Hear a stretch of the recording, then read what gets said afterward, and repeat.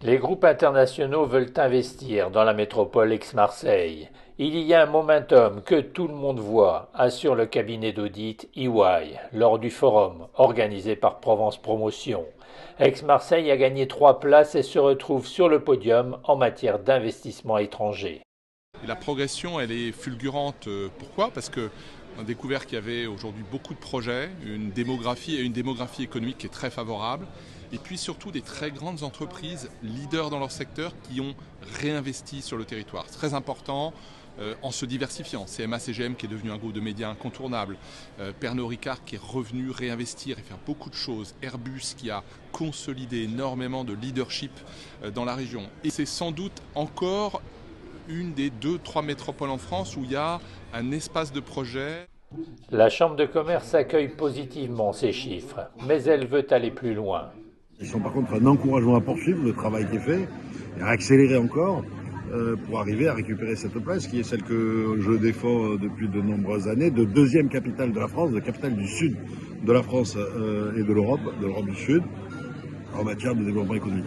C'est pas hasard, c'est grâce à nos grandes infrastructures, on le dira jamais assez, le grand port maritime, l'aéroport, les TGV, c'est grâce à nos infrastructures numériques, les câbles qui arrivent ici, les data centers, c'est grâce à l'écosystème qui est mis en place sur ce territoire.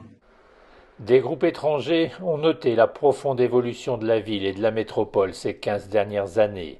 L'accélérateur de start-up de la Silicon Valley, Plug and Play, a misé sur Marseille. On voit qu'il y a des universités de pointe, qu'il y a des grandes écoles, on voit qu'il y a également des incubateurs qui commencent à se mettre en place.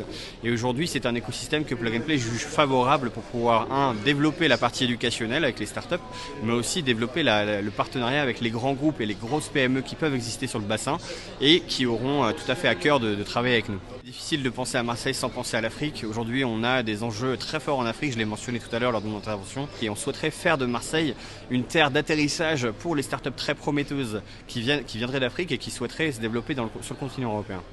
Ce forum est aussi l'occasion de parier sur l'avenir. Le groupe Siemens a choisi de miser sur l'IA, seul outil vraiment capable d'améliorer la productivité dans l'industrie. Par exemple, dans la maintenance prédictive, où vous avez des outils, des chatbots, des copilotes industriels qui peuvent aider les opérateurs de machines à détecter des pannes ou des fautes avant que la panne arrive, et ça vous permet de réduire de manière significative les coûts. Et nous avons par exemple chez Siemens déjà des solutions en place qui peuvent aider les entreprises, petites et grandes, à travailler sur leur maintenance.